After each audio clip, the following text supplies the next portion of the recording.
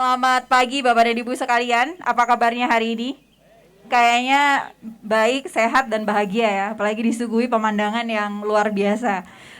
Selamat datang di acara talk show spesial Hari Air Sedunia dengan judul Ngrumat Banyu Kanggo Anak Putu. Pastinya semuanya sudah tahu artinya apa, tapi juga barangkali pemirsa Web TV penasaran apa artinya merawat air untuk anak-anak kita nanti di masa depan.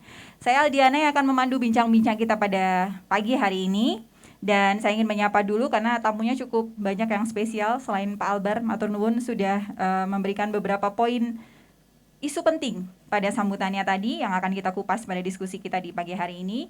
Hadir juga beberapa BUMN dan BUMD. Ada PT Indonesia Power, PT Tirta Investama, Perumda Tirta Aji, ada juga dari BPS PAM, teman-teman BPS PAM dari Kali Kajar, dari Kaliwiro ya. Kejajar juga sepertinya ada.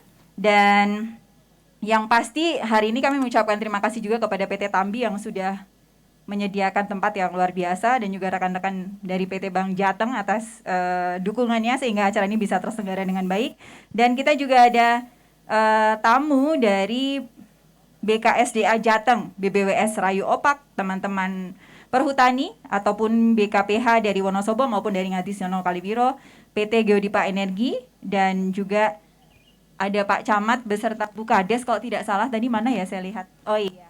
Ini Bukades baru ya. Luar biasa ya Bu, senang banget ini punya wilayah yang cantiknya luar biasa sudah lahir seperti ini, seperti Bukadesnya. Dan juga ada beberapa teman-teman penggiat lingkungan, teman-teman dari Apel, dari Kompas, Stikpala, Grand River Community, kemudian juga ada teman-teman dari KPIS, Kelompok Pecinta Ikan dan Sungai, dan juga ada tamu spesial Bapak Syarifuddin, calon penerima Kalpataru tingkat Jawa Tengah di kategori Perintis Lingkungan. Terima kasih sudah hadir meramaikan diskusi pada hari ini. Dan siapa lagi yang belum disebut, nanti kita sebut pada saat kita diskusi ya. Dan Bapak Ibu sekalian, bincang-bincang kita akan ditemani oleh 4 Bapak spesial. Saya sendiri yang ibu-ibu ini. 4 Bapak spesial ini memiliki peran penting dalam menjaga sumber air di Kabupaten Wonosobo. Siapa saja? Mari kita panggil satu persatu. Yang pertama adalah Bapak Insinyur Widi Purwanto, MT. Kami persilakan untuk maju. Ini adalah tadi yang sudah kita saksikan video klipnya. Saya tadi langsung nantang sama Pak Kadis saya gitu. Pak, nggak pengen bikin video klip juga Pak? Ini banyak bakat terpendam Pak Wabub. Teman-teman ASN ini banyak yang punya bakat menjadi artis. Dan yang kedua, kami undang juga ke depan Pak Nurudin Ardianto STMT. Saya manggilnya sebenarnya lebih ke Mas Ardin sih, Kepala DPU PR. Dan berikutnya ada Pak Sahid SIP dari Direktur Perumda Air Minum Tirta Aji. Namanya baru ya Pak, saya masih latahnya nyebutnya PDAM gitu, masih boleh? Perumda Air Minum Tirta Aji. Dan kita memiliki tamu yang spesial. Mari kita sambut Bapak Heru Sugiarto STMT dari Dinas ESDM Provinsi Jawa Tengah. Kami persilakan Pak Heru. Apa kabar ini Bapak-bapak semuanya? Baik. Ini sambil tes mic ya rekan-rekan. Kalau nggak berfungsi kita pakai mic yang standar. Gimana ini kita diberikan asupan vitamin D dari belakang? Berarti bincang-bincangnya harus lebih produktif karena sudah ditambahi vitamin langsung dari Tuhan Yang Maha Esa gitu ya. Baik Bapak dan Ibu sekalian, hari ini kita sifatnya pengen ngobrol santai saja para bapak-bapak. Saya senang di sini karena saya paling cantik sendiri dan di tengah. Dan nanti kayaknya karena biasanya cuaca di Wonosobo itu menjelang jam 12 itu akan hujan. Jadi hari ini kita sepertinya tidak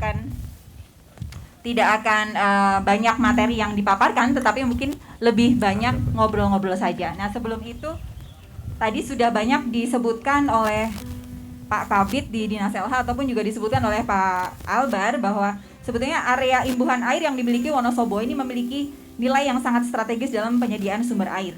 Tidak hanya bermanfaat untuk Wonosobo sendiri, tetapi juga anugerah tadi menjadikan Wonosobo sebagai tumpuan ketersediaan sumber air di daerah sekitar kita.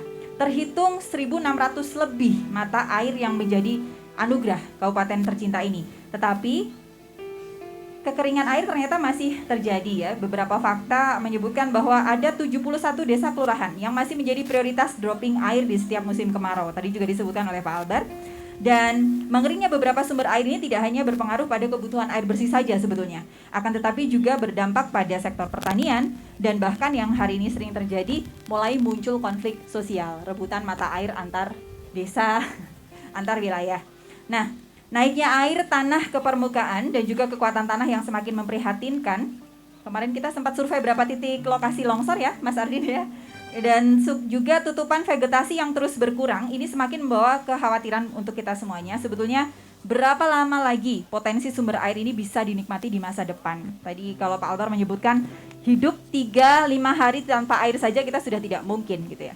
Nah, dengan beberapa fakta yang hari ini terjadi, kira-kira kita masih punya waktu berapa lama untuk mewariskan air yang cukup untuk anak cucu kita. Hari ini bertepatan dengan Hari Air Sedunia, menjadi momen yang sangat tepat untuk membangun kesadaran bersama seluruh pihak.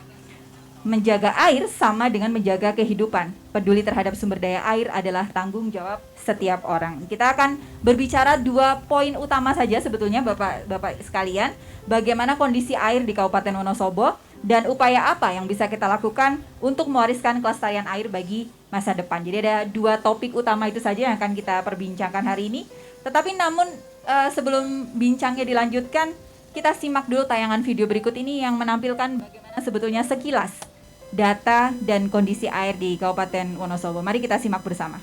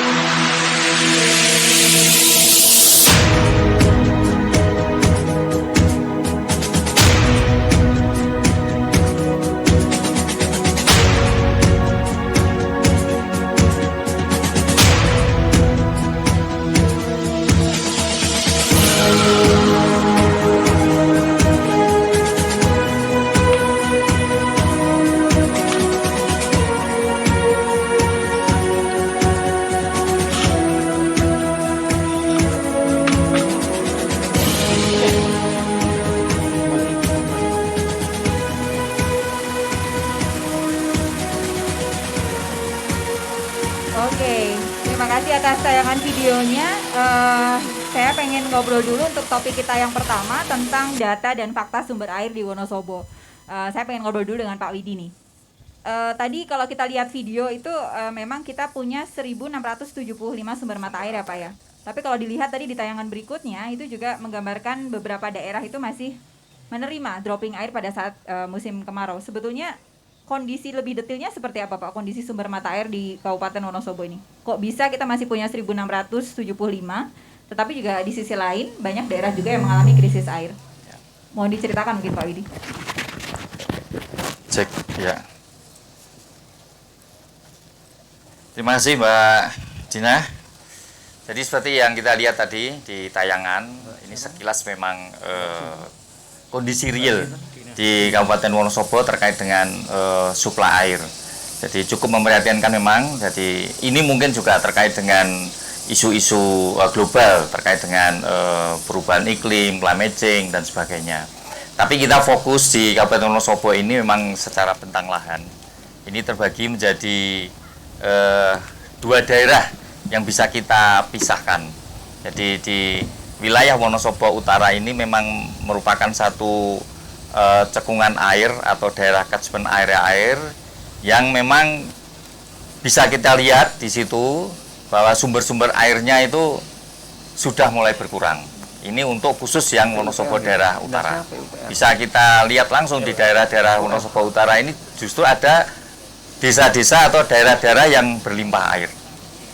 Tetapi kalau kita tarik agak ke selatan, ini di daerah kecamatan-kecamatan yang berbatasan dengan Purworejo, Kebumen, terutama di daerah Kaliwiro, Kalibawang maupun Madas Lintang, ini justru sangat memprihatinkan.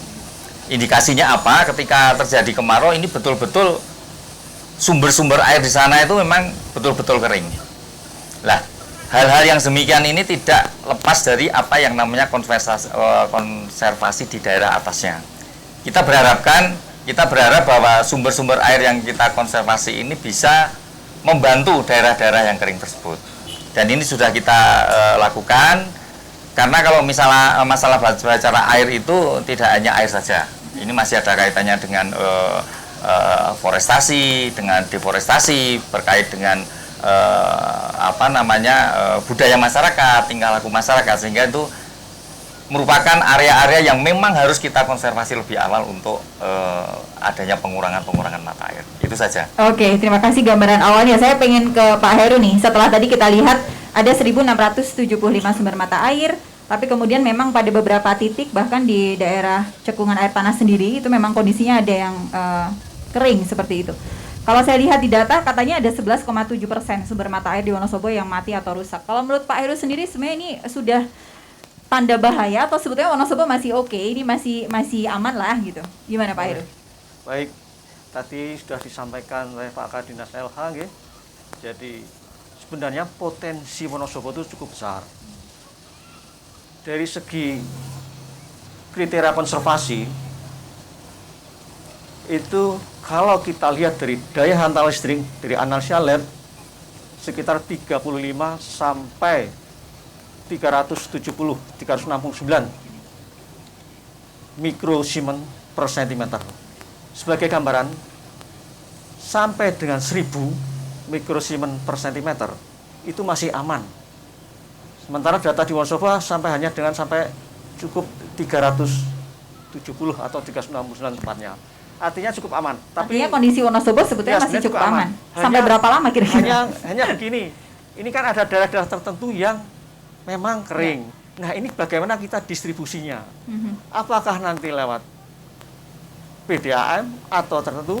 Dan kami juga di Jawa Tengah, Provinsi Jawa Tengah itu punya program bantuan sumur bor untuk daerah rawan kering. Bisa jadi daerah tersebut kering, tapi bisa jadi nanti pada titik tertentu dia punya air tanah. Jadi butuh eksplorasi memang. Kami juga punya program itu dan kami juga sudah melakukan eksplorasi di daerah kritis malah di Semarang ya. Itu di kedalaman 150 sampai 210 itu ada air dan bagus, potensinya lumayan besar, sekitar 1 sampai 2 liter per detik dan kualitasnya juga bagus. Nah, ini memang butuh untuk daerah-daerah itu ada dua cara. Salah satunya bagaimana kita membangun infrastruktur dari daerah yang berlebih air menuju ke daerah yang kekurangan. Atau bisa jadi kita melakukan penyelidikan eksplorasi air tanah di daerah tersebut. Ada kemungkinan titik tertentu ditemukan juga adanya air. Jadi sampai kapan tadi ada pertanyaan, tergantung nanti kondisi di daerah imbuhan. Daerah imbuhan di Wonosobo itu ada kecamatan Kejajar, Garung, Kalijajar, terus sedikit di Kepil, termasuk di Kertek dan juga di Sapuran. Itu dijaga. Jadi jangan sampai nanti ini pemerhati masyarakat yang perlu di pemerhati lingkungan di daerah Wonosobo dikerahkan, artinya dikerahkan untuk bisa membina masyarakat bahwa jangan semuanya ditanami tanaman semu di daerah tersebut.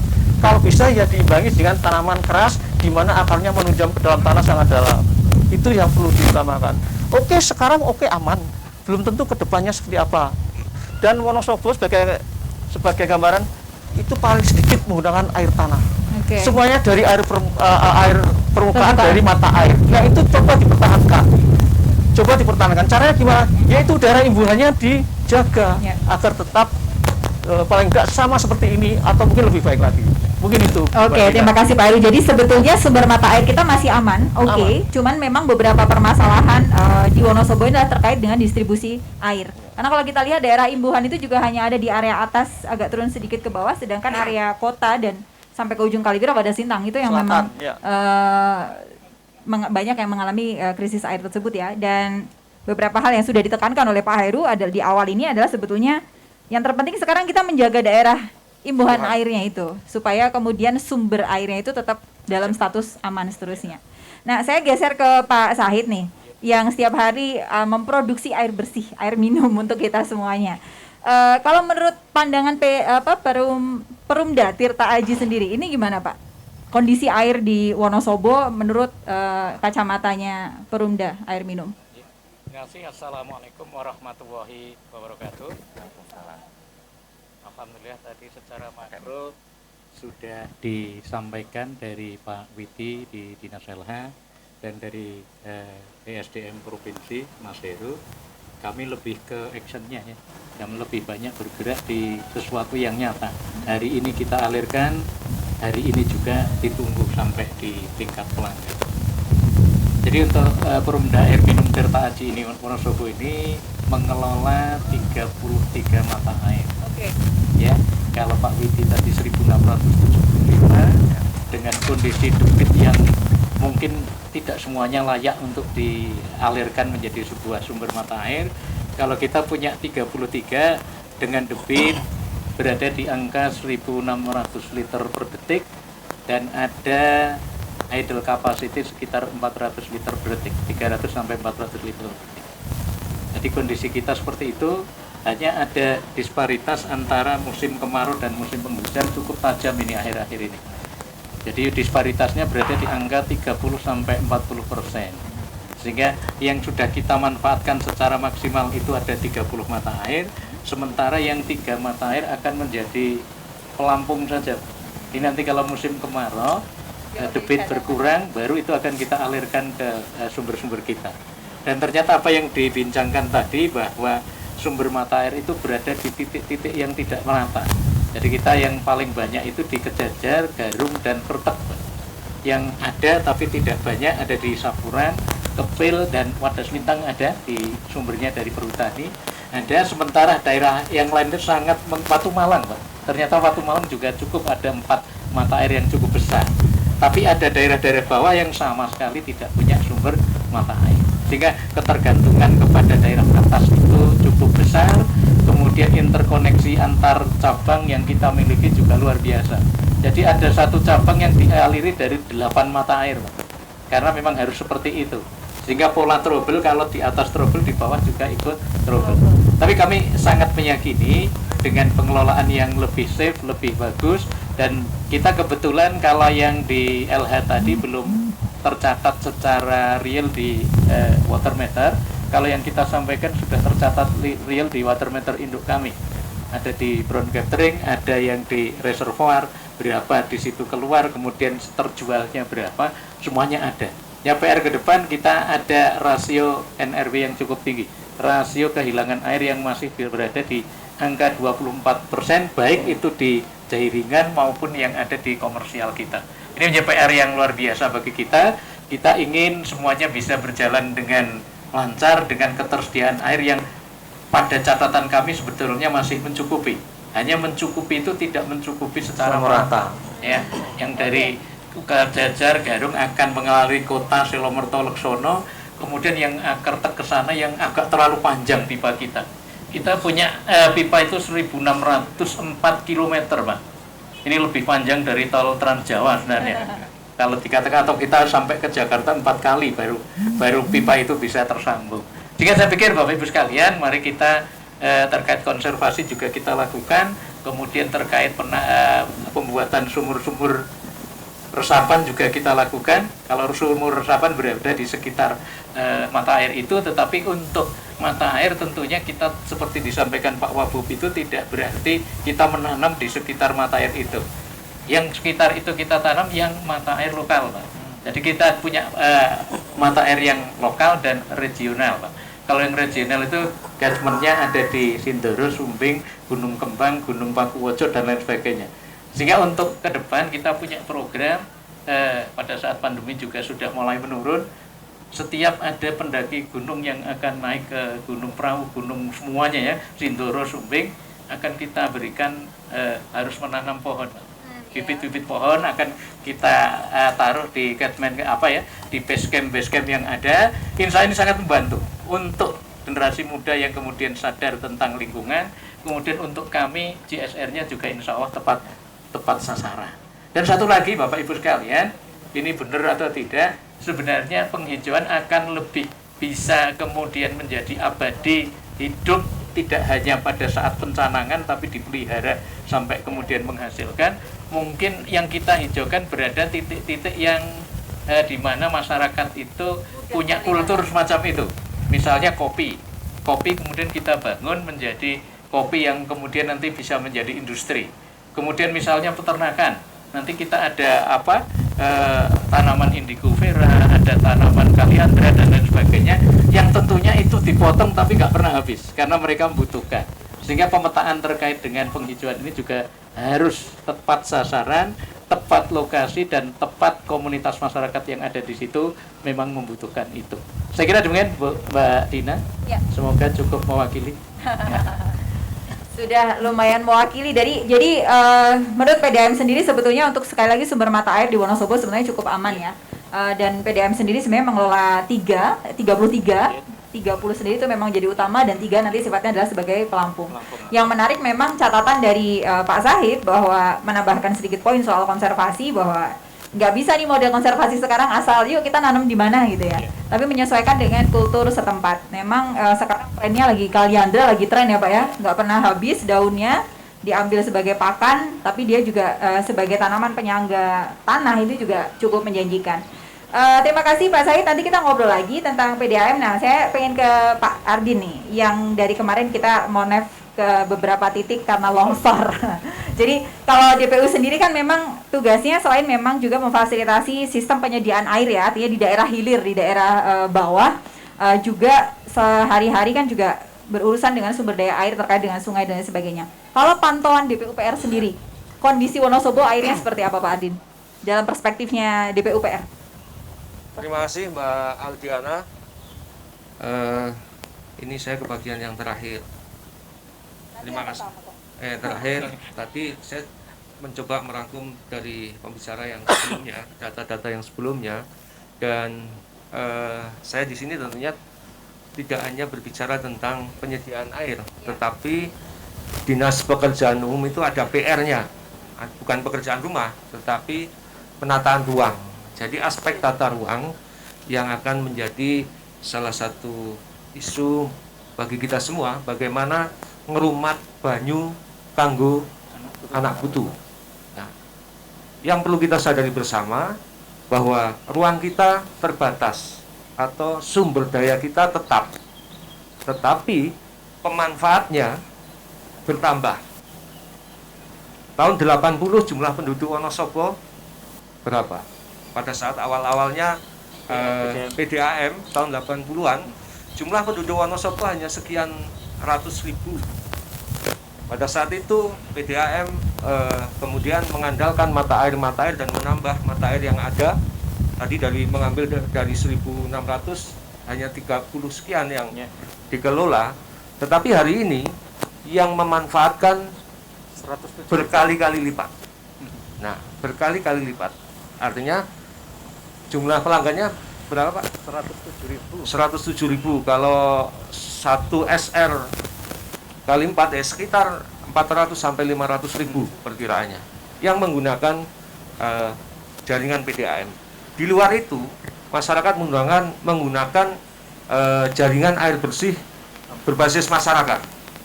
Nah, tetapi sumber daya kita terbatas, ruang kita terbatas, tetap tidak bertambah. Tapi massa airnya sebenarnya, ilmu pengetahuan alam, massa air kan di bumi ini tetap tidak berkurang. Tetapi di mana akan tersimpan? Ini yang kemudian tata ruang mencoba menyusun kebijakan atau membagi-bagi ruang yang ada di Kabupaten Wonosobo seluas 101 hektar lebih ini menjadi ruang-ruang yang terbagi atas kepentingan ekonomi, kepentingan sosial, dan kepentingan budaya. Kalau tadi disinggung imbuhan air tanah, maka kita punya 5.792 hektar atau sekitar 5,7% kawasan imbuhan air tanah. Tetapi pada arsiran total kita sebenarnya punya kawasan resapan air seluas 23.875 hektar atau 23,6% dari ruang yang ada atau luas wilayah Wonosobo ini adalah kawasan resapan air. Disitulah kemudian cadangan-cadangan air kita tersimpan. Disitulah nanti aktivitas pengelolaan lingkungan hidup oleh kita semua kita lakukan untuk memastikan bahwa cadangan air kita yang tadi disampaikan juga ini tidak hanya untuk kebutuhan Wonosobo, tetapi 6 kabupaten di sekitar kita, di bawah kita bergantung pada bagaimana kita bisa menyimpan air. Nah, itulah yang kemudian menjadi tantangan kita bersama dalam ngerumat banyu kanggo anak putu. Tidak hanya untuk masyarakat Wonosobo, tetapi kabupaten sekitarnya. Nah, kemudian apa yang kita lakukan di tata ruang? Tidak sekedar menyusun rencana tentunya, tetapi bagaimana kemudian mengendalikan pemanfaatan ruangnya. Ini adalah solusi bagaimana kita memastikan bahwa banyu kita sampai anak cucu.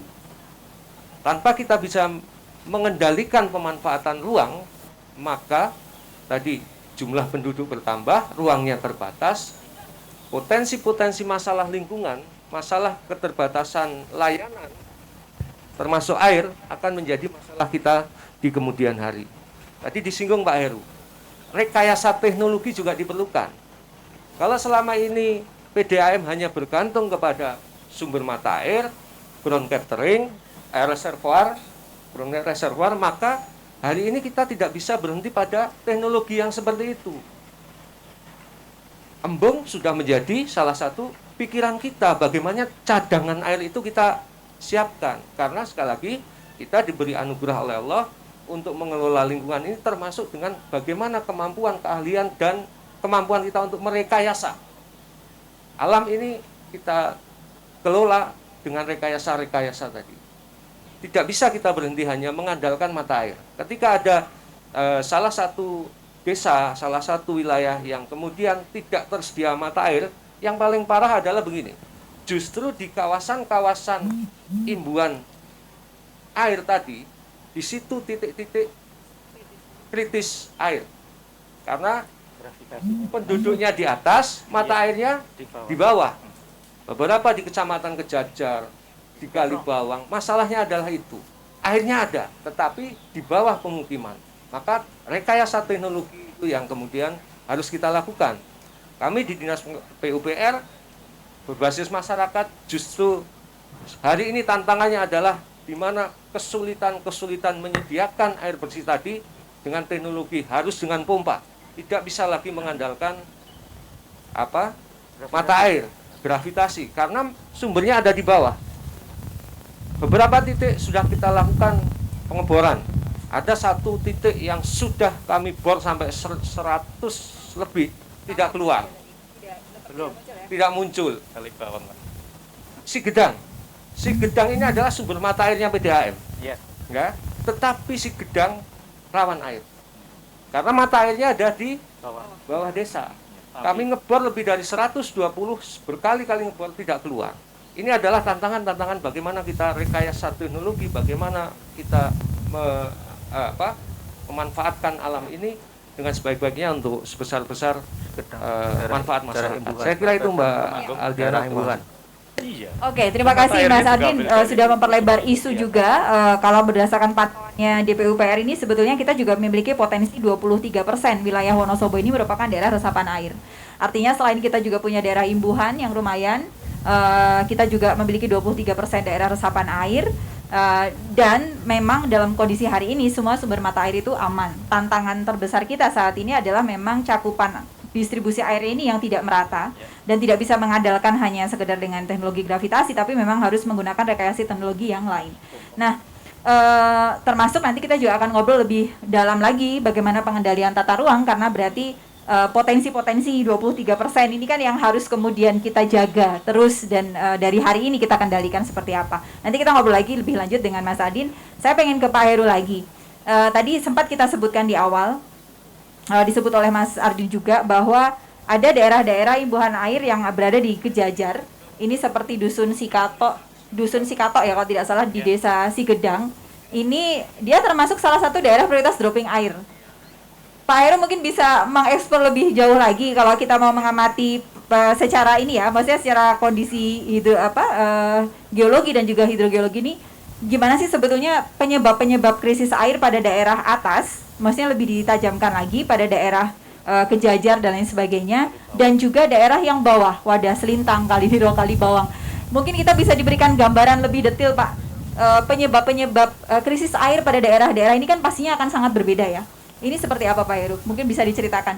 Pakai ini apa langsung ini bisa? Bisa. Tes. Oke, Mbak Dina tadi sudah sampaikan Pak Nurudin banyak sekali dan juga Pak Syahid ya. Jadi gini, ciri khas daerah imbuhan itu kalau ngebor ya dalam banget memang. Nah, kalau sudah mulai dangkal itu daerah-daerah pelepasan, daerah discharge, daerah pengambilan itu agak dangkal. Itu ciri khasnya mas seperti itu. Ya kalau divert ya dalam banget. Itu ciri khasnya ya. Oke, kemudian ada daerah tertentu di mana kok daerah paling selatan ya kering. Ya. Karena itu merupakan satu kesatuan yang mungkin ini di luar cekungan. Kita Wonosobo itu punya cekungan yang namanya cekungan Wonosobo.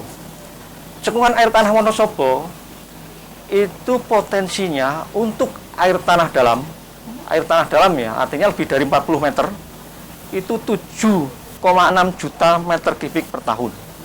Sedangkan air tanah dangkalnya itu 210 meter kubik per tahun.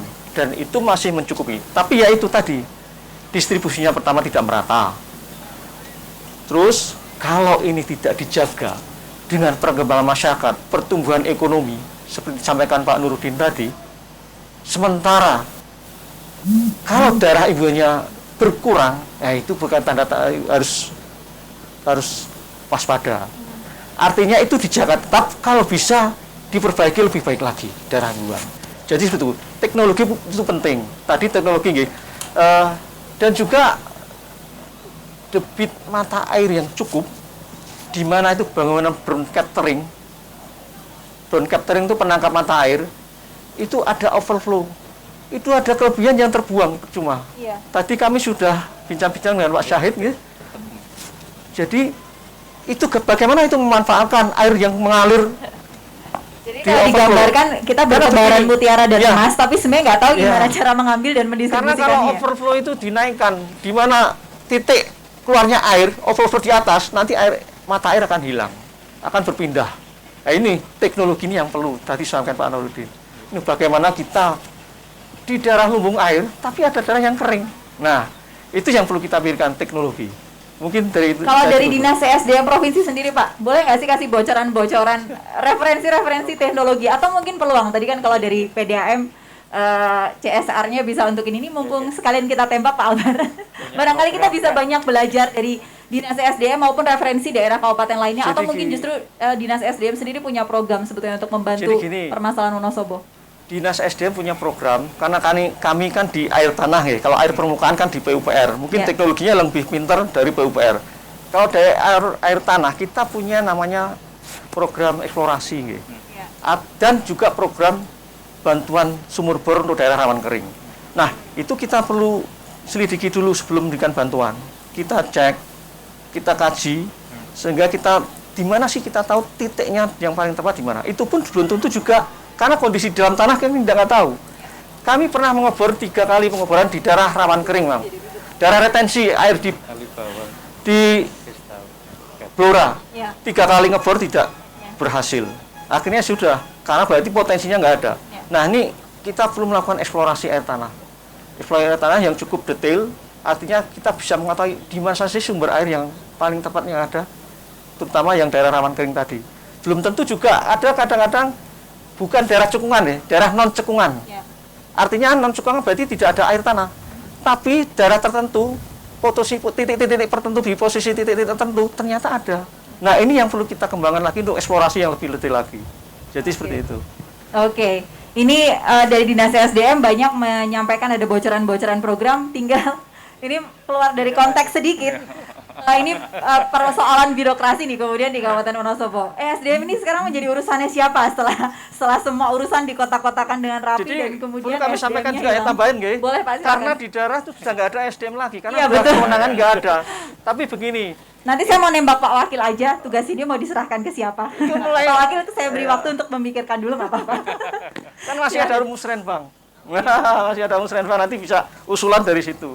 Iya betul, Ya. tapi pastinya di level kabupaten pun supaya tidak menjadi apa istilahnya ya aliran informasi, aliran program yang kemudian di daerah ini menjadi bukan lempar-lemparan sih sebetulnya, tapi kemudian mau komunikasi dengan siapa, pastinya tetap harus ada mungkin ya 1-2 perangkat daerah yang kemudian memang memiliki tanggung jawab khusus soal ini. Terima kasih Pak Heru, ada beberapa bocoran program, ada rekan-rekan Bapeda juga sudah hadir, pastinya nanti teman-teman Bapeda juga mencatat beberapa poin-poin penting, utamanya juga soal pengembangan teknologi yang memang harus menjadi prasyarat untuk mengatasi persoalan air di Wonosobo yang notabene ternyata sumber mata airnya aman, tetapi kita berhadapan dengan soal distribusi air.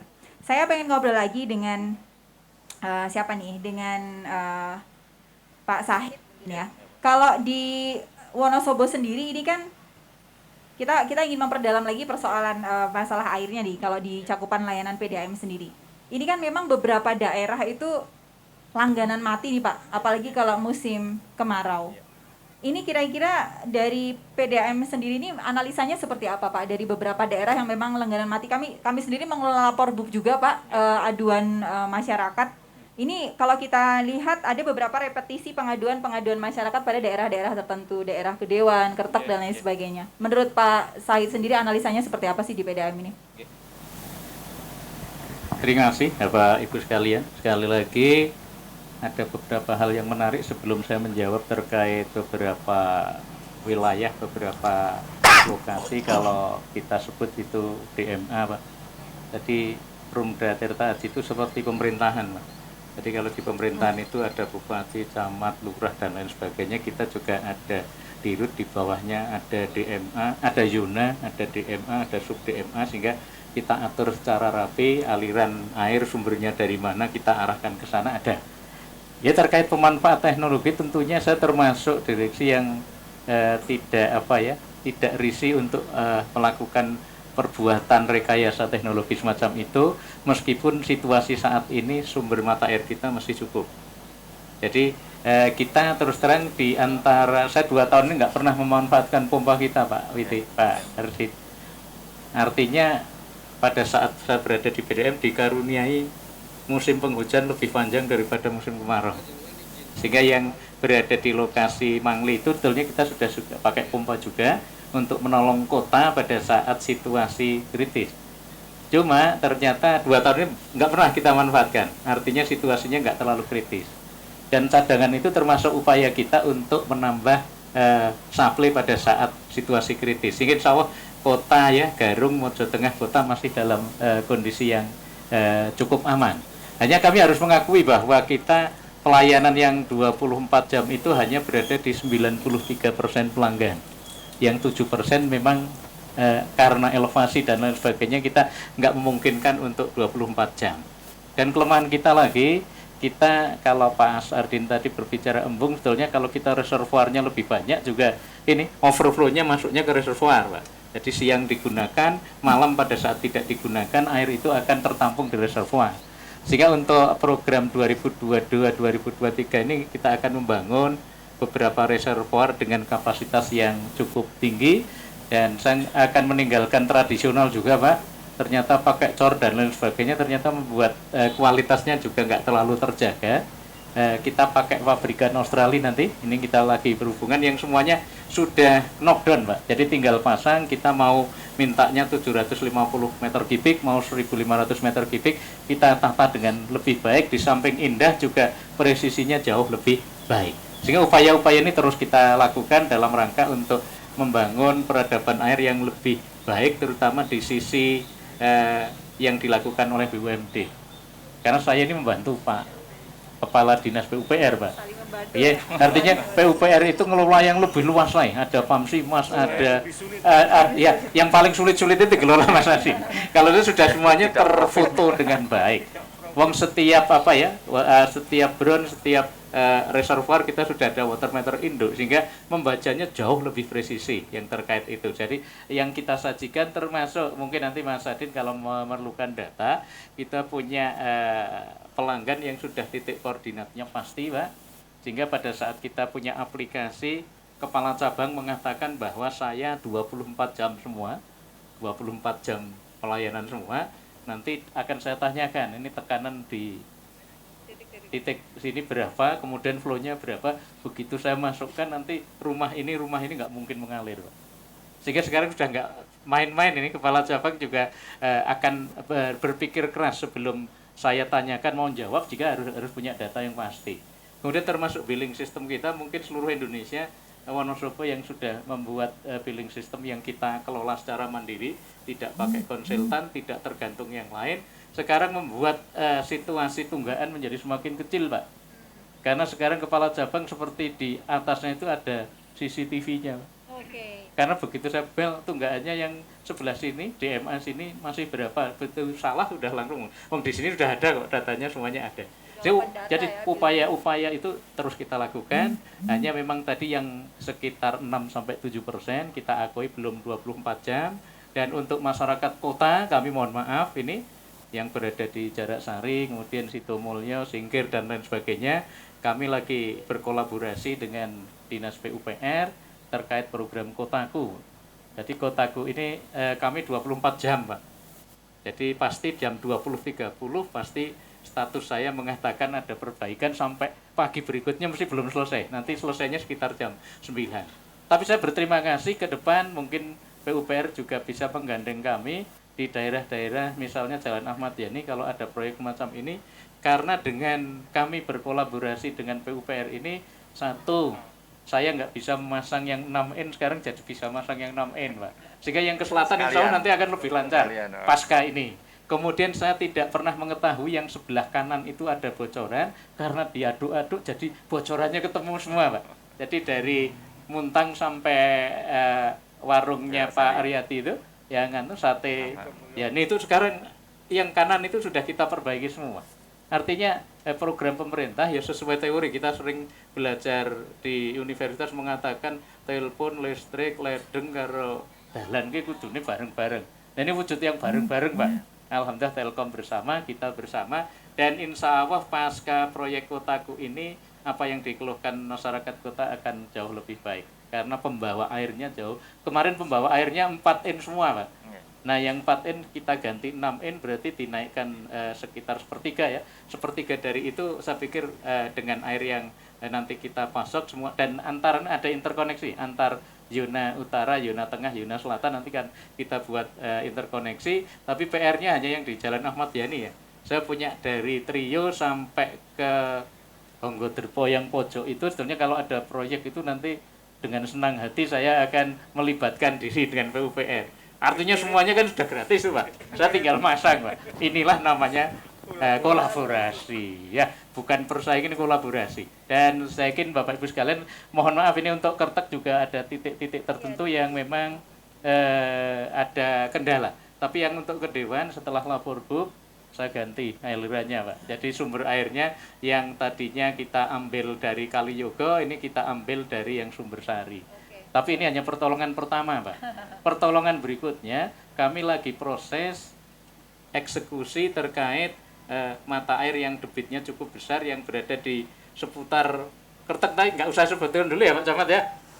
Baru nego soalnya kalau sudah jadi baru nih. Nah, ini nanti kita akan membuat reservoir berada di jalan utara Binangun ke atas. Lah kalau ini masuk, paling tidak 30 liter per detik aja sudah bisa menolong sekitar 2.400 sampai 3.000 pelanggan yang ada di sekitar itu akan tertolong. Ya, jadi manajemen terkait pembagian air ini juga sangat penting. Ini kalau sekarang kita lihat dari arah ke Mangli, kita lagi duduk-duduk. Ini ternyata kita menemukan yang terakhir, Pak. Dari Al-Mansur sampai ke pojok Mangli, kita punya modal 30 liter per detik, ternyata sampai di Mangli tinggal 18, Pak. Ini sudah cukup lama, Pak, terjadi seperti itu. Ini pasti ada interkoneksi yang tidak terpantau. Karena dari dulu kan manajemennya siapa yang kepala cabang yang saya ngerti letak valve, Pak. Kalau sekarang kalau sudah digambar dengan GIS, ini semuanya tahu. Diganti pun dia tinggal baca di gambar laksana air itu kita akan bisa tahu. Nah ini lagi kita temukan hari ini sampai 2-3 hari ke depan insya Allah ketemu.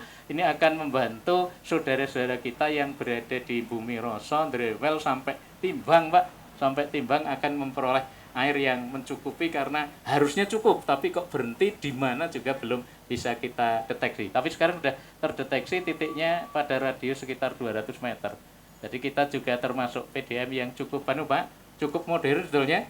Jadi untuk mesin lie detector, kemudian mesin untuk mencari titik-titik bocoran yang harganya cukup mahal sebetulnya, sama dengan Innova itu harganya.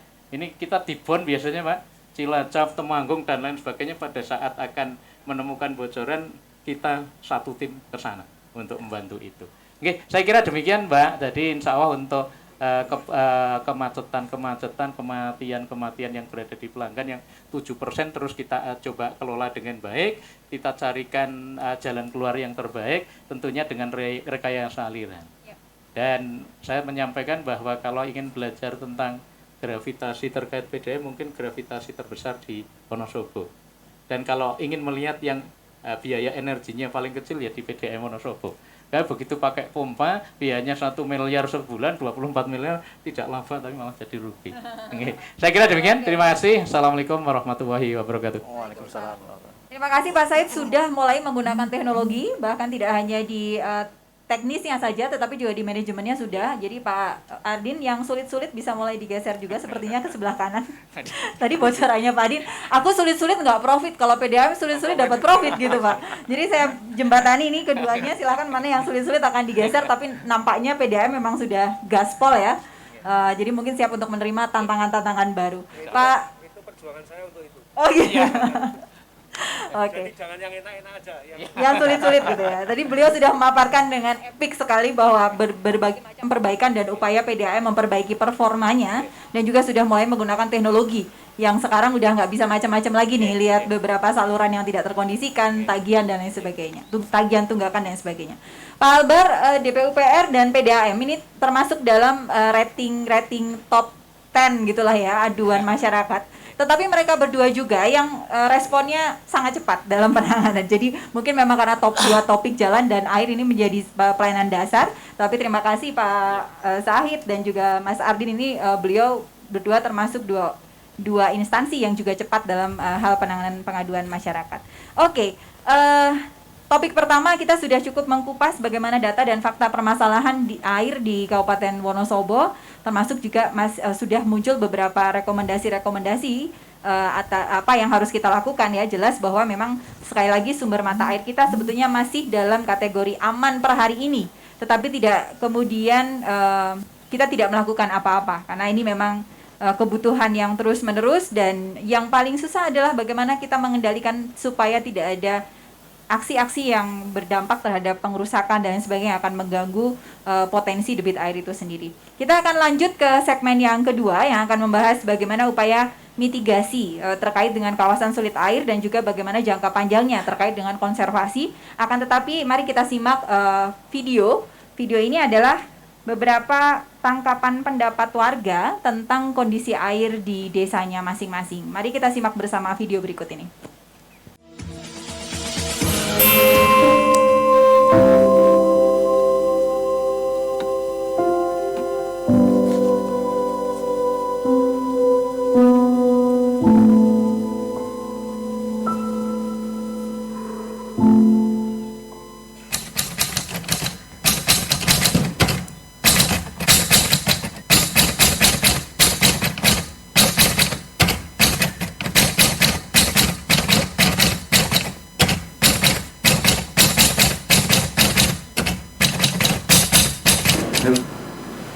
Ya, untuk Desa Sigedang beberapa tahun terakhir, khususnya setelah tahun 2019, 2020 dan 2021, alhamdulillah kondisi curah hujan yang tinggi dan Sigedang tidak mengalami kekeringan, akan tetapi terakhir di desa kami bukan sering terjadi kelangkaan air Pak, cuman di bulan-bulan tertentu, di bulan kemarau debit air itu surut.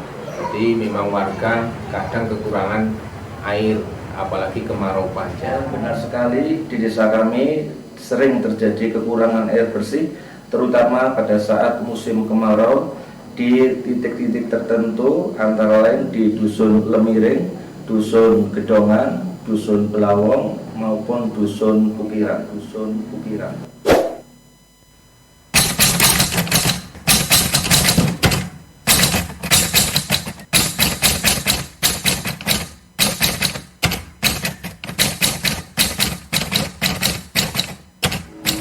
Untuk kondisi sumber air di Desa Sigedang, alhamdulillah cukup bagus, akan tetapi kondisi sumber air tidak terlalu di atas desa.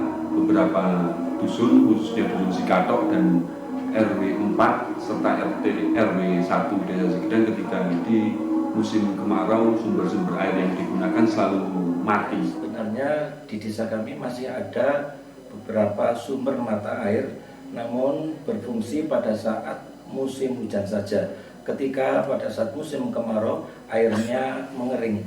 Di Desa Lengkong ada 3 sumber mata air. Yang pertama di Dusun Lengkong, itu alhamdulillah sudah aman. Yang kedua, sumber mata air di Dusun Bulu, itu posisi sumber mata air dengan tempat tinggal warga atau kampung itu setara. Jadi kita agak kesulitan ketika ada pembagian air ketika nanti bertambahnya jumlah warga. Dan di Dusun Salaman kasusnya juga sama seperti Dusun Bulu. Jadi sumber mata airnya hampir setara dengan kampung.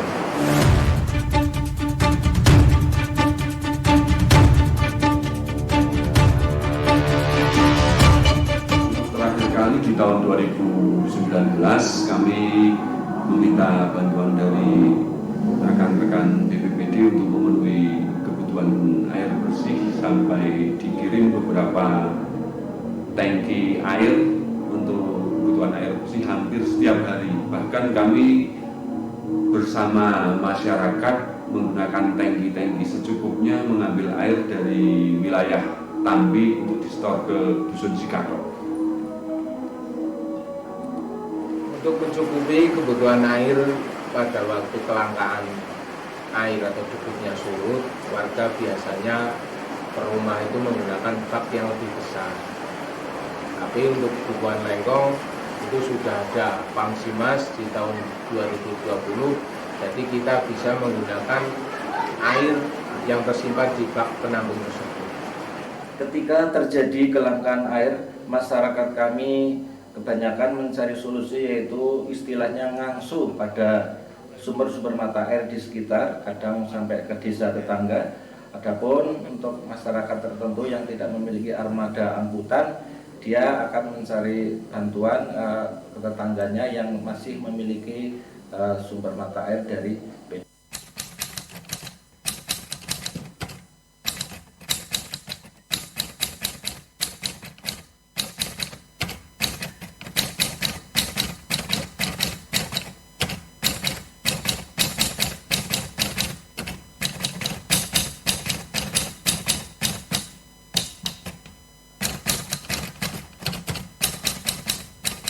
pastikan ke desa kami, antara lain adalah adanya Pamsimas di Dusun Pukiran dan juga pembuatan atau pembangunan sumur bor di Dusun Pukiran juga.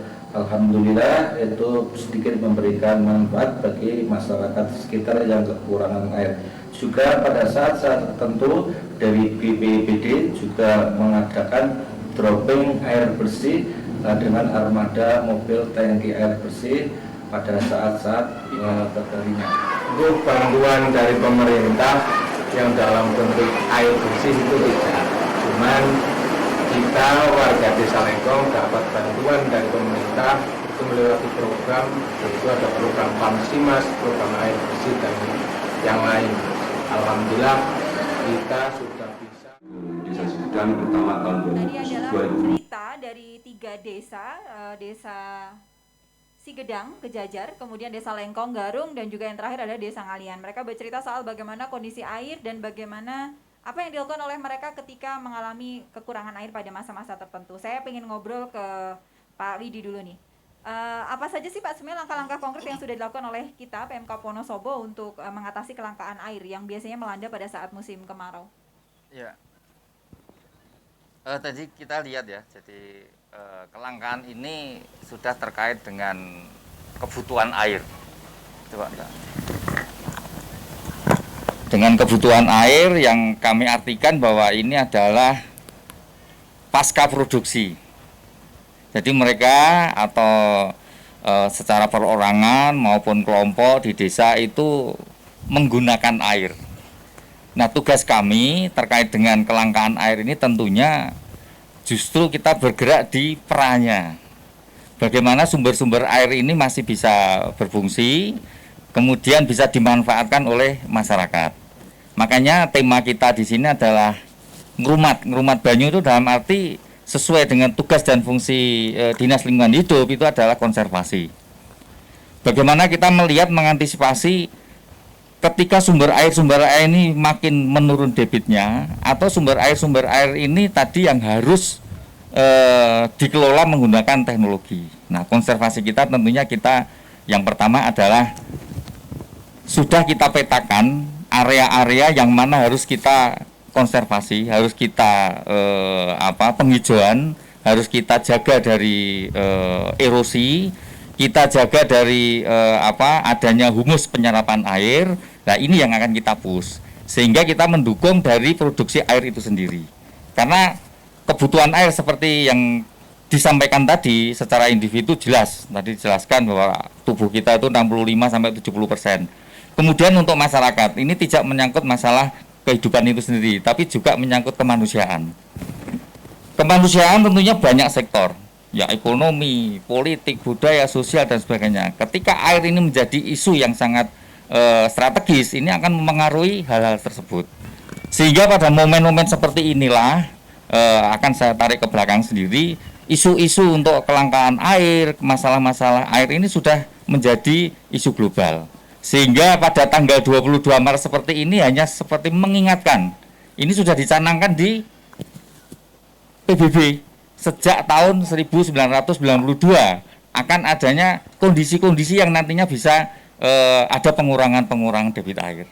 Dengan momen-momen seperti inilah kesempatan yang sangat bagus sekali untuk mengingatkan kepada semua lapisan masyarakat, kepada semua pelaku-pelaku atau stakeholder yang berkait dengan sumber-sumber air, ini mulai kita ajak untuk mengkonservasi daerah-daerah tangkapan air. Saya kira itu, terima kasih. Oke, karena memang sejak tidak adanya urusan kehutanan di Wonosobo ini kemudian ditarik ke provinsi semua. Ditarik ke Dinas LH ya. Artinya kita tidak usah tidak khawatir lah ya. Artinya untuk urusan konservasi ini komandannya sudah Pak Widi dan kawan-kawan. Nah, memang sesuai dengan tupoksinya Dinas LH bergerak di ranah isu tersebut. Walaupun tadi secara teknis sebenarnya kita bisa melihat juga dari beberapa video pemerintah kabupaten juga ya akhirnya kemudian memang terpaksa melakukan proses dropping air pada beberapa daerah-daerah yang memang pada saat kemarau ya Sapuran, yang saya ingat tuh sering hampir setiap hari dulu kalau pas musim kemarau tuh wilayah-wilayah Sapuran, Kalibawang, Wadah Sintang dan sebagainya. Kalau dari DPU sendiri Mas Ardin, pastinya kan ada beberapa langkah-langkah konkret nih yang dilakukan oleh teman-teman DPU PR untuk mengatasi beberapa daerah yang memang mengalami krisis air. Bagaimana upaya-upaya mitigasinya? Terima kasih Mbak Aldiana. Kalau di sesi 1 tadi saya menyinggung tentang rekayasa teknologi. Maka yang sesi ini saya ingin menyinggung masalah rekayasa sosial. Jadi seringkali permasalahan air bersih bukan tidak adanya sumber mata air, tetapi tidak berkurangnya debit untuk kebutuhan air minum, tetapi pada perilaku masyarakat dalam menggunakan air. Pada masa lalu sumber air kita berlimpah, kemudian di desa kalau tadi PDAM sudah dengan manajemen baik dan yang lain iuran yang sampai yang tidak bayar pun ditagih bisa. Beda dengan teman-teman kita di desa yang berbasis masyarakat hari ini. Merubah perilaku menghargai nilai ekonomi air masih sangat sulit dilakukan. Salah satu contoh yang terakhir kemarin ketika ada satu desa yang jaringannya terkena longsor, 40 pipa rusak, ternyata tidak mampu membiayai sendiri oleh kelompok. Kenapa? Karena sebulan hanya iurannya 500 rupiah. Iya, betul. Nah, 1.500 gitu ya. 500. Maka tidak mungkin untuk bisa mengelola infrastruktur yang sudah kita bangun. Belum lagi perubahan perilaku dari yang tadinya, kalau kami teknologinya sudah menggunakan yang kita kelola, yang kita tangani menggunakan teknologi seperti PDAM, menggunakan water meter sampai di rumah. Masih banyak desa-desa kita yang tidak mau menggunakan water meter. Akhirnya air yang berlimpah ini tidak hanya ya kebutuhan air minum, sisanya masuk ke kolam. Nah, ini adalah manajemen yang secara perilaku tantangan kami di Dinas PUPR untuk bisa merubah perilaku pemanfaatan air di masyarakat. Jadi tidak hanya teknologi, tetapi rekayasa sosialnya juga kami lakukan sehingga tadi krisis air jangan sampai terjadi. Kalau tadi potensinya jelas kita tidak kurang, tetapi manajemennya yang kemudian perlu kita lakukan baik dari teknologi dan rekayasa sosialnya. Saya kira itu Mbak Dina. Menarik, rekayasa teknologi sekaligus rekayasa sosial. Ini rekayasa sosial sebenarnya multidimensi ya, karena juga sekarang kita lihat perilaku masyarakat dalam hal menjaga itu juga mungkin karena memang kita berlimpah gitu. Jadi belum terlalu terasa. Kalau di daerah-daerah lain yang memang sangat sulit, oh dia sangat menghargai sekali, lebih menghargai, lebih waspada dan lebih menjaga. Menghargai. Ya. Oke, saya geser ke Pak Sahid nih. Kalau PDAM sendiri gimana Pak? Ada yang bisa diceritakan terkait dengan langkah-langkah mitigasinya pada daerah-daerah kawasan sulit air? Terima kasih untuk yang ketiga kalinya, bahwasanya Perumda Tirta Aji Wonosobo merupakan salah satu di antara sedikit perumda se-Indonesia yang punya dokumen yang namanya RPAM. Di situ kita ceritakan dari rantai pasok sampai mitigasi, sampai bagaimana mengatasi mitigasi, semuanya terangkum cukup ideal ya. Dan ini untuk Indonesia baru 6 kalau nggak keliru, hanya 6 perumda air minum yang melakukan. Nah, terkait dengan beberapa titik-titik yang merupakan rawan tadi, Ngalian, Lemiring, Gedongan dan lain sebagainya, itu menjadi persoalan klasik di tahun yang lalu. Untuk sepanjang semester 2 tahun 2021 kemarin sudah kita lakukan perbaikan, penggantian pipa yang memang sudah tua di sana, sehingga insya Allah kalau cerita 5 tahun yang lalu itu mengatakan bahwa daripada mati terus ledengnya saya cabut kemudian menjadi tidak menjadi pelanggan. Saat ini yang dicabut itu berlomba-lomba untuk menjadi pelanggan lagi karena airnya sudah mengalir sampai di rumah-rumah mereka. Kemudian ada lagi yang daerah Garung, Tegal Sari CS itu di sana. Ini masih bersatu dari reservoir yang kita buat di Jengkol. Nah, ini nanti akan kita bagi, kita punya mata air baru yang namanya Sikebo. Sikebo ini akan khususan untuk menuju ke arah Siti Harjo, Tegal Sari dan lain sebagainya. Sementara yang dari Jengkol nanti akan kita alirkan sebagian ke Garung yang sisi atas, sama sebagian untuk membackup kota. Oke, jadi itu mitigasi yang kita lakukan dan beberapa yang sudah action yang sudah kita lakukan, dan kita memperbanyak aksesoris terkait air, ada PRV, PSV dan lain sebagainya kita perbanyak, termasuk logger, Pak. Logger air yang bisa membaca di mana titik itu terjadi kebocoran dan lain sebagainya. Boleh dikatakan Wonosobo itu surganya logger, Pak. Karena kita masang paling banyak logger di antara PDAM yang lain. Dan satu lagi, logger itu saya beli hanya sekali, Pak, yang bermerek kita beli sekali.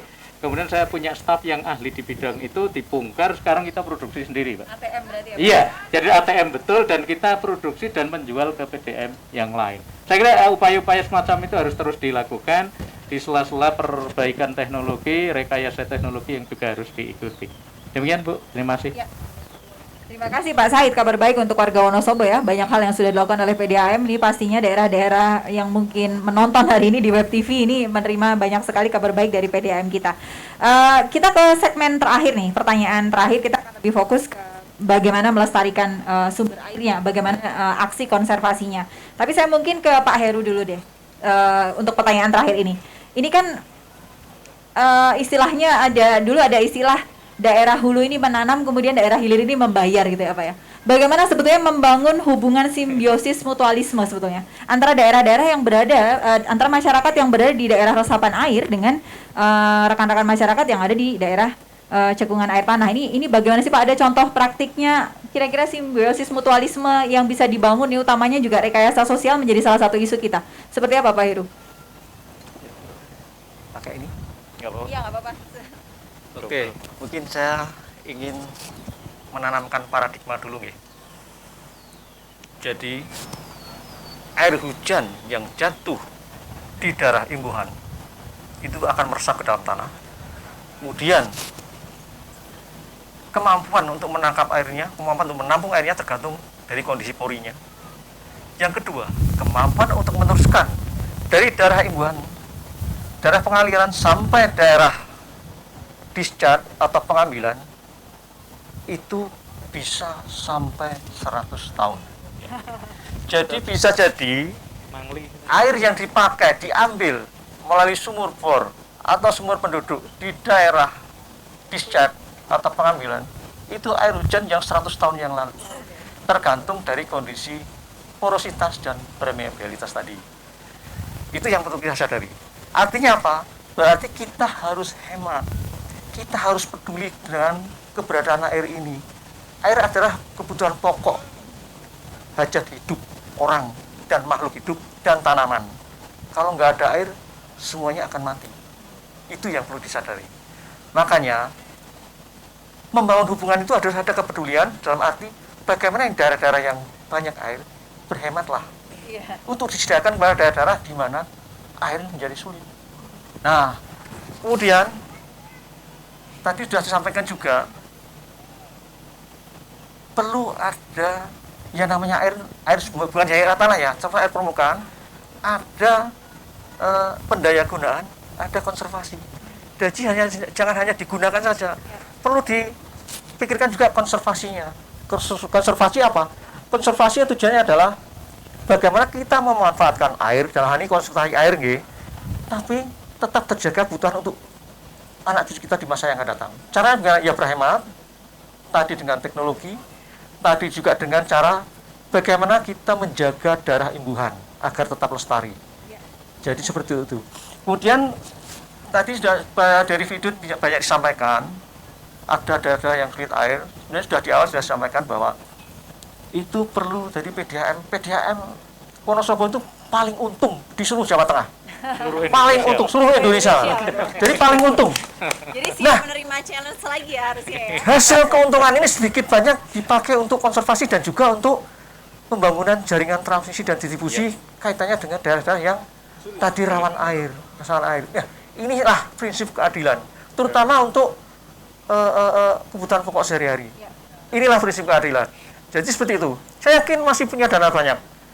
Saya yakin dari Pak Syahid ini punya ide di dalam kepala Pak beliau, punya ide bagaimana kita bisa mengembangkan PDAM Wonosobo ini sehingga bisa bermanfaat kepada masyarakat. Saya yakin itu, karena banyak cara. Dengan dana yang berlebih ini banyak cara. Jadi mungkin itu dari kami. Iya, begitu. Jadi gini, kan kebanyakan PDAM itu manja terhadap APBD. Saya yakin Mas Syahid punya ide-ide yang bukan seperti itu. Manja dalam arti sidik APBD. Karena dengan mandiri itu akan berkembang jauh lebih besar. Karena kita tidak tergantung dari pemerintah. Pemerintah akan turun tangan seandainya ada hal-hal yang sangat krusial, yang mendesak memang perlu bantuan dari pemerintah.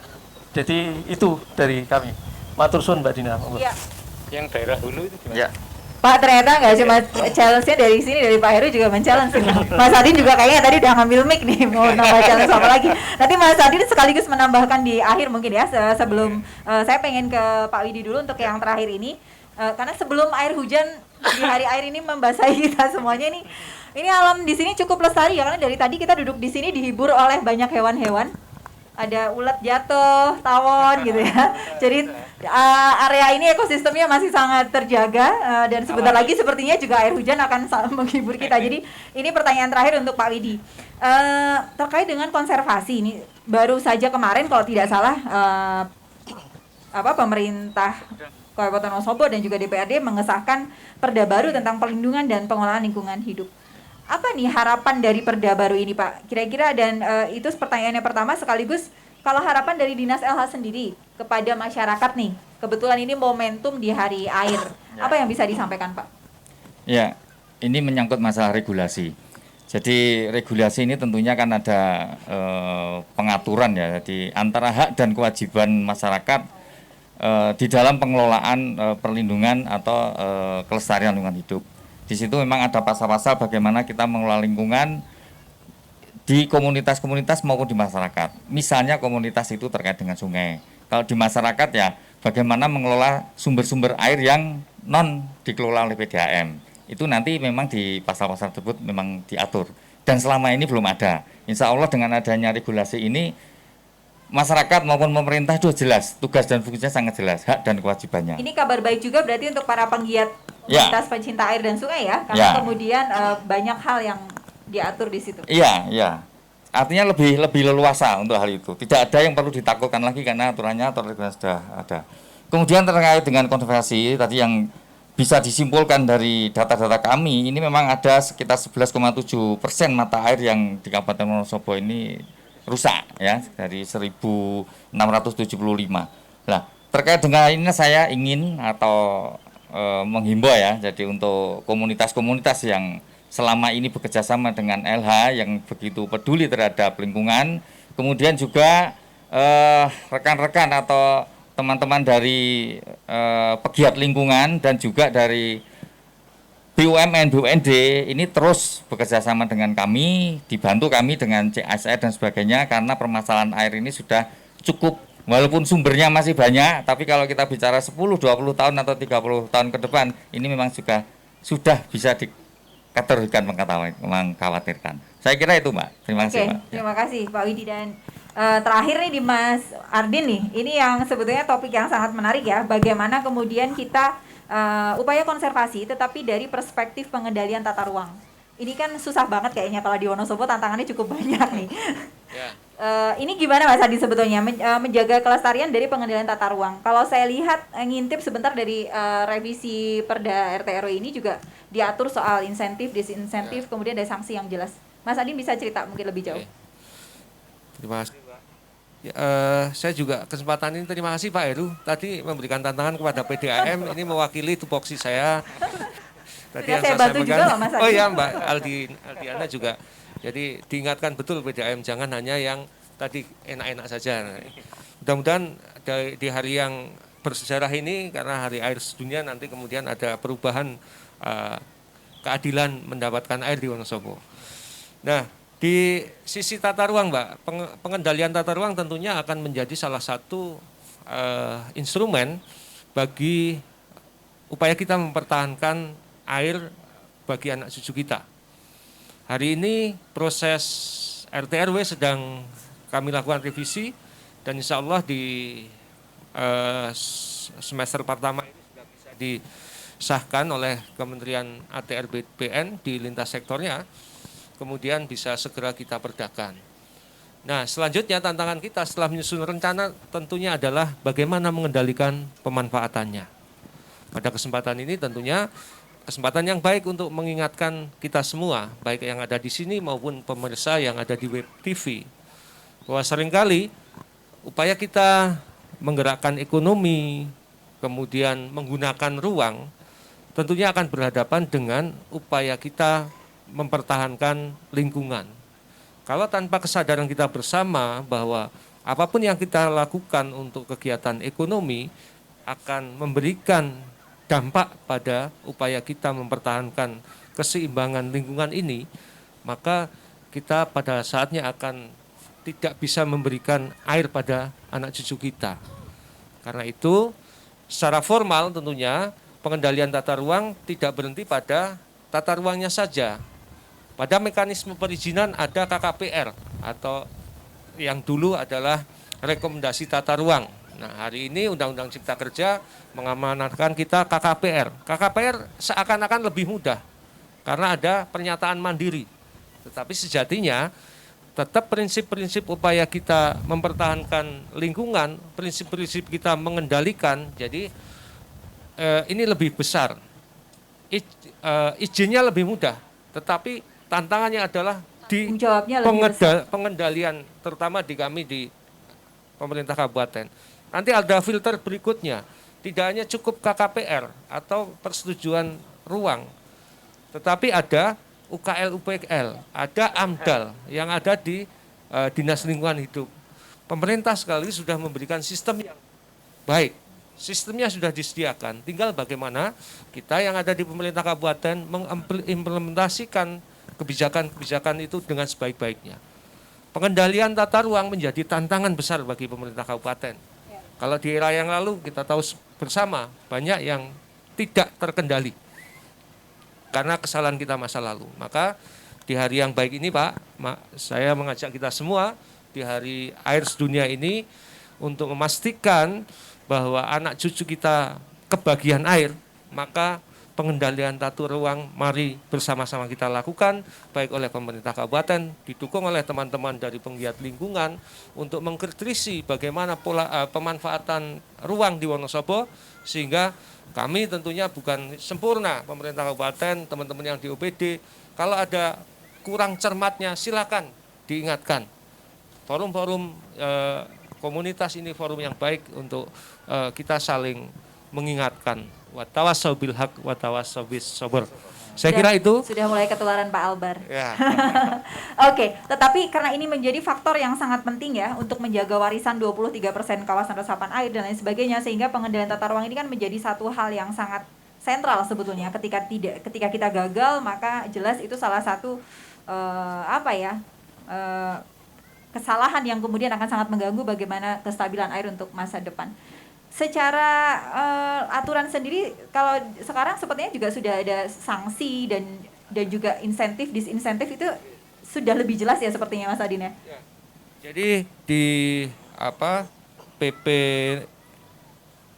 nomor 21 tahun 2021 tentang penyelenggaraan penataan ruang sebagai tindak lanjut dari Undang-Undang Cipta Kerja, di dalamnya tertuang insentif dan disinsentif. Ketika ada usaha, misalnya PDAM, usaha yang kemudian justru mendukung lingkungan, pemerintah bisa kemudian justru memberikan insentif berupa saham. Contohnya PDAM, karena memberikan pemanfaatannya, memberikan daya dukung lingkungan dan yang lain, memberi pelayanan. Usahanya kemudian diberi insentif. Tetapi sebaliknya, ketika ada pemanfaatan ruang yang kemudian membahayakan kelestarian lingkungan kita, tentunya pemerintah akan melakukan langkah-langkah dari pencegahan kemudian sampai pada penindakan. Semuanya sudah diatur dan ini semakin membutuhkan komitmen kita, terutama pemerintah kabupaten untuk bisa menegakkan regulasi yang ada. Saya kira Memang itu. yang bagian sulit-sulit itu bagiannya Mas Ardin aja. Sekarang bagian yang paling mudah, karena kita akan berdialog dengan audiens di sini sambil kita memohon supaya hujannya turun setelah kita selesai diskusi. Kami persilahkan kepada Bapak dan Ibu yang ingin mungkin menyampaikan pendapat ataupun pertanyaan kepada para narasumber. Kami persilahkan. Barangkali ada yang ingin disampaikan atau mungkin menyampaikan cerita soal aksinya selama ini dalam menjaga air di Kabupaten Wonosobo. Kami persilahkan, barangkali ada yang ingin bertanya. Kalau tidak, saya yang mau bertanya nih soalnya. Di sini ada tamu spesial ya, ada Pak Syarifuddin. Beliau ini adalah warga Batur Sari Sapuran yang sangat peduli pada kelestarian air di lingkungan. Dengan dana pribadi, Pak Syarifuddin ini melakukan penanaman agar mata air warga di kawasan bawah tercukupi. Saya ingin ngobrol dengan Pak Syarifuddin sebentar saja. Motivasinya apa sih Pak sebetulnya melakukan ini semuanya dengan investasi dana pribadi? Nggak ada yang istilahnya nggak ada yang nyuruh gitu. Ini benar-benar keinginan pribadi. Motivasinya apa Pak Syarifuddin? Ini layak untuk diperdengarkan ke seluruh jagat raya ini supaya motivasinya menular ke seluruh warga. Silahkan Pak Syarifuddin. Oke, terima kasih atas waktu yang diberikan untuk saya. Nama saya Syarifuddin. Dalam kesempatan ini kami ucapkan yang terhormat kepada Bapak Bupati Kepala Daerah Wonosobo yang telah mengizinkan kami berdiri sendiri. Menanggapi apa yang ditanyakan pada Ibu Dina tadi, masalah motivasi gitu ya. Pada awalnya kan begini Bu, saya pada saat itu tahun 2007, saya mencari air, kemudian mata air yang saya maksud. Saya menemukan mata air, pada saat itu saya alirkan ke rumah saya sendiri dengan bantuan teman-teman saya, dengan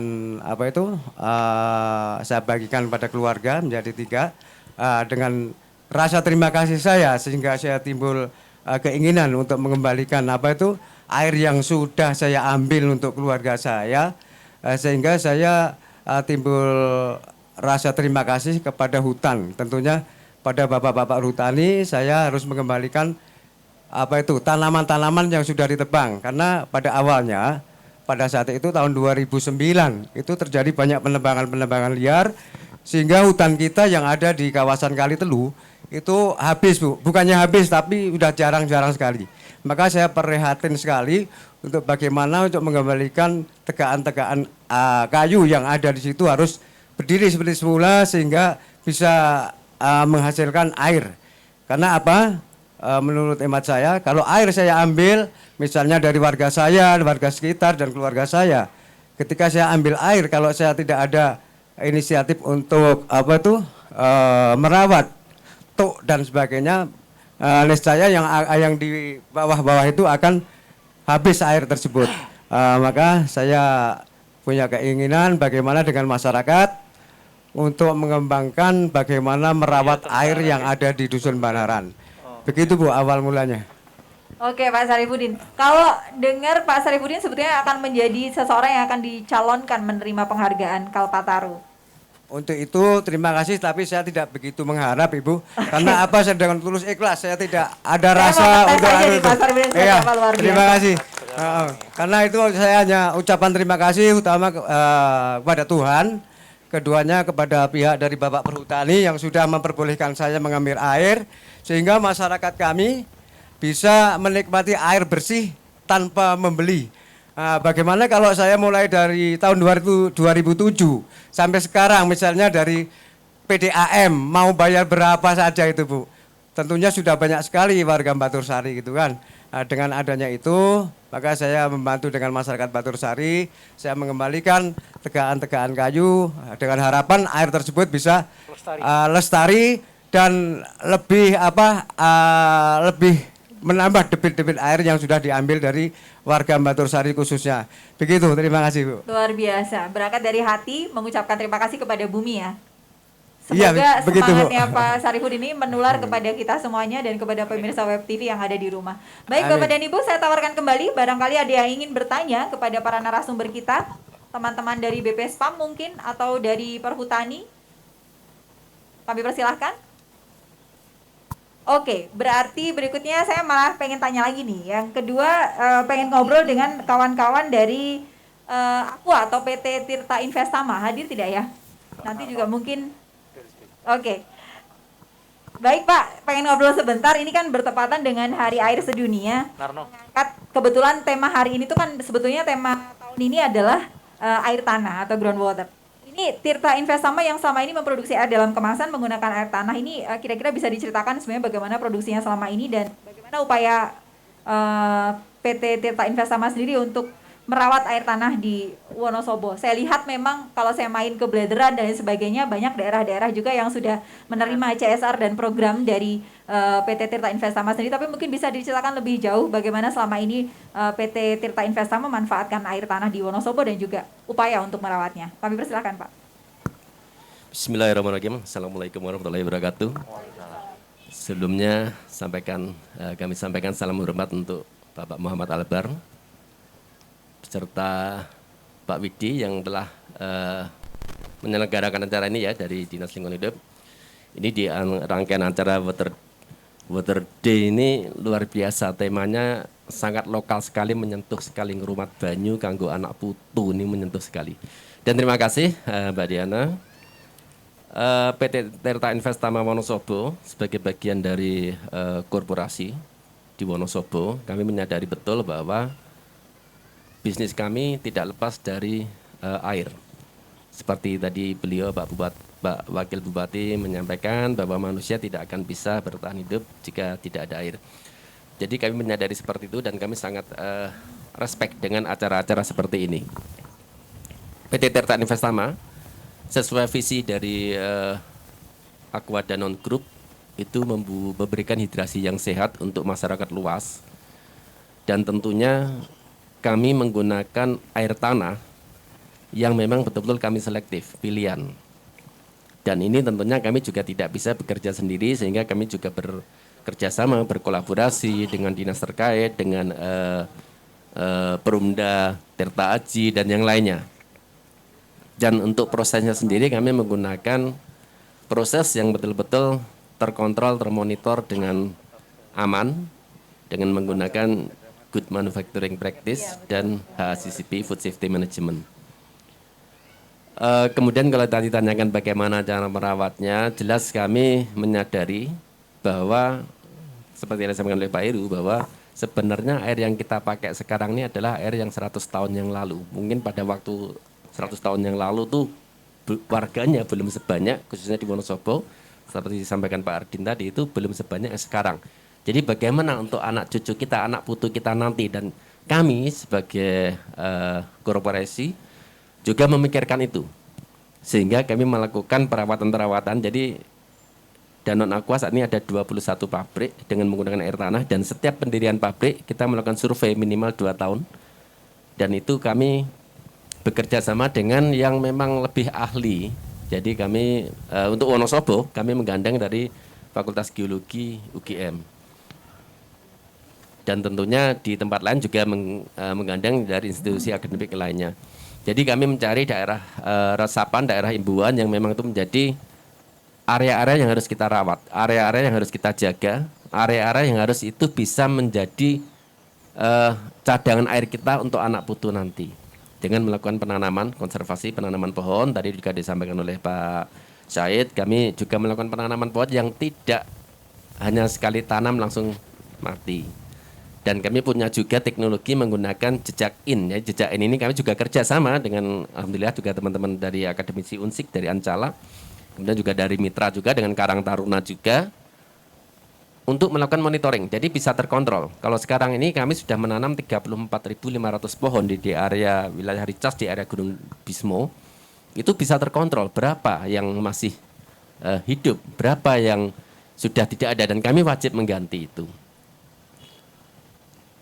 Di lain sisi juga kami mengembangkan daerah-daerah wisata bekerja sama dengan setempat, lingkungan desa setempat seperti Brederan, kemudian di Melandi dan sebagainya. Yang alhamdulillah Brederan menjadi pemenang desa wisata dengan mikroiklim di Indonesia dan menjadi desa kunjungan sampai sekarang ini. Walaupun baru seminggu lalu kami komunikasi dengan Pak Mustaqim, kepala desanya Brederan, lagi sepi Pak karena pandemi. Ya udah, kalau pandemi tidak hanya wisata Pak, kami pun juga sepi gitu. Jadi mudah-mudahan upaya-upaya kami ini terus terang juga tidak akan bisa kami lakukan sendiri. Jadi kami mohon nanti juga kami bisa bekerja sama, dan kami sangat apresiasi. Kami sangat beruntung sekali berada di Wonosobo, dapat support dukungan dari pemerintahan, dari Pak Bupati, Pak Wakil Bupati, dan instansi terkait. Apalagi kemarin saat kita audiensi, sehingga langsung beliau dari pemerintah daerah langsung dengan gerak cepat mengeluarkan edaran dan perda tentang kelestarian lingkungan tadi. Jadi ini sangat mensupport kita semuanya. Terima kasih. Itu kira-kira Mbak Diana. Terima kasih Bapak. Saya yakin masih banyak juga cerita-cerita dari para penggiat lingkungan yang ada di sini. Akan tetapi karena alam sebetulnya sudah semakin memberikan tanda kepada kita, dan kita masih akan ada agenda penanaman pohon setelah ini. Jadi nampaknya memang bincang-bincang akan kita lanjutkan pada sesi yang lain, entah itu setelah ini sesi makan siang bersama atau nanti ketika kita bertemu dalam event-event yang lainnya. Saya masih ingin mendengar dari Pak Albar sebetulnya 1 atau 2 patah kata. Pak Albar bisa memberikan sedikit closing statement melihat tadi kondisi air di Wonosobo. Sebetulnya sumber mata airnya aman, tapi kita tantangannya adalah soal distribusi. Baik Mbak Dina, jadi hari ini alhamdulillah kita mendapatkan ilmu yang luar biasa dari para narasumber, dan itu ilmu yang langka lah, kita sering dengar. Jadi untuk komitmen bersama ini perlu kita lakukan untuk penyelamatan alam dan air. Bagaimana tidak, karena tubuh kita ini, organ-organ yang vital, itu semua butuh air. Bagaimana otak kita, ginjal kita, darah kita, itu semua. Bahkan kalau kita tidak minum sehari, dehidrasinya luar biasa. Nah, komitmen ke depan perlu kita inisiasi bareng-bareng untuk bagaimana menyelamatkan bumi ini, menyelamatkan lingkungan ini agar air tetap mengalir sampai jauh, kemudian tetap menjadi komitmen kita untuk air itu bisa dinikmati oleh anak cucu kita. Yang kedua, ini berkah atau musibah. Kali Bawang yang langka air itu kemarin ada longsor, kemudian terjadi secara alamiah begitu. Ada air menjadi embung di situ. Ini perlu kita secara teknis, nanti perlu kita lihat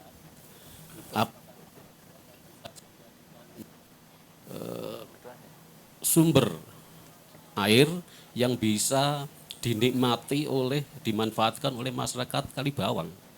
Ini teknologi tadi yang dari Pak Ardin bisa dilanjutkan untuk bagaimana kelangkaan air di Kali Bawang ada embung alamiah yang itu bisa secara teknis bisa diselidiki nanti dilihat sebetulnya itu kuat gak kondisi itu bisa dilakukan. Sehingga saya betul-betul terima kasih, memang ini penting untuk kita lakukan bagaimana Wonosobo yang sumber mata airnya cukup melimpah, tetapi kita harus tetap menjaga ini agar kelestariannya tetap terjaga, dan ini tidak hanya untuk kita tapi untuk anak cucu kita di masa-masa yang akan datang. Saya kira terima kasih sekali hari ini sudah memberikan masukan-masukan yang luar biasa dari SDM, dari Direktur Porumda, PDAM, dari Kepala PUPR, dari Kepala LH, yang saya kira menjadi momentum kebangkitan kita untuk bagaimana menata sumber mata air di Wonosobo ini dengan baik. Terakhir, tentu kita harus bersama-sama membuat komitmen itu sebagai sebuah implementasi yang harus kita lakukan dengan sekelannya adalah Al-Quran. Wala tamshi fil ardi maraha. Kita tidak boleh ugal-ugalan untuk bagaimana menata hidup, lingkungan hidup kita, alam kita ini harus dilakukan dengan akhlak sehingga tidak semau gue di dalam hidup dan kehidupan di dunia ini. Terima kasih. Assalamualaikum warahmatullahi wabarakatuh. Waalaikumsalam warahmatullahi wabarakatuh. Terima kasih Pak Albar, dan beri tepuk tangan sekali lagi untuk kepada 4 narasumber yang luar biasa. Pak Heru, terima kasih sekali, sudah banyak hal yang kita pelajari hari ini, termasuk juga bocoran-bocoran program ESDM-nya. Semoga segera ditangkap oleh pemerintah Kabupaten Wonosobo. Pak Said juga sukses terus dengan banyak gebrakan PDAM-nya. Ingat tantangannya ya Pak, tantangan kanan dan tantangan kiri. Mas Adi juga sukses terus mengendalikan tata ruang di Wonosobo. Saya yakin itu tidak mudah, dan Pak Widi tentunya konservasi ini komandannya memang paling tepat adalah di Dinas LH, sehingga kita kolaborasi keempat unsur ini saya rasa menjadi awal diskusi-diskusi ini tidak akan berhenti sampai dengan hari ini, tetapi langkah kerjasama dan kolaborasi pastinya akan tetap berlanjut di masa yang akan datang. Baik Bapak dan Ibu, sumber mata air masih aman, bukan berarti kemudian kita lengah untuk merawatnya. Wonosobo ini surganya mata air, tetapi juga masih banyak wilayah yang kekurangan air. Rekayasa teknologi, rekayasa sosial adalah modal utama kita menjaga air ini. Menjaga daerah imbuhan tetap lestari, mengendalikan tata ruang juga menjadi langkah-langkah yang harus kita pegang sebagai syarat untuk kemudian mewariskan air kepada anak cucu kita. Dan berterima kasih kepada bumi, ternyata tidak sesulit itu. Banyak figur pahlawan penggiat lingkungan yang hari ini melaksanakan aksinya tanpa berharap apapun, hanya sekedar kemudian mengucapkan terima kasih kepada bumi atas banyak sumber daya yang bisa kita manfaatkan sehari-hari. Sehingga Bapak dan Ibu sekalian, menjaga air sama saja menjaga kehidupan. Peduli sumber daya air adalah tanggung jawab setiap orang. Mari kita wariskan masa depan yang lebih baik untuk anak cucu kita di akan datang. Jagalah air, jagalah bumi, sehingga dengan menjaga itu otomatis kita juga akan mempersembahkan dunia yang lebih nyaman untuk anak cucu kita semuanya. Terima kasih, tepuk tangan untuk keempat narasumber dan kita semuanya. Saya Aldiana, mohon maaf apabila dalam memandu bincang-bincang banyak hal yang tidak berkenan, dan sampai ketemu lagi dalam diskusi selanjutnya. Dan Bapak dan Ibu, acara ini akan dilanjutkan dengan penanaman pohon yang sudah disiapkan oleh rekan-rekan Dinas LH, dan saya serahkan kepada rekan-rekan Dinas LH untuk memandu kegiatan penanaman pohon. Dan saya mengucapkan terima kasih juga sekali lagi kepada Bang Jateng Wonosobo yang sudah mendukung kegiatan ini, serta PT Tambi yang sudah menyiapkan tempat yang luar biasa sehingga kita bisa talk show di ruang terbuka dengan seluruh ekosistemnya. Mas Aldin sudah banyak kejatuhan kotoran burung, ada tawon dan lain sebagainya.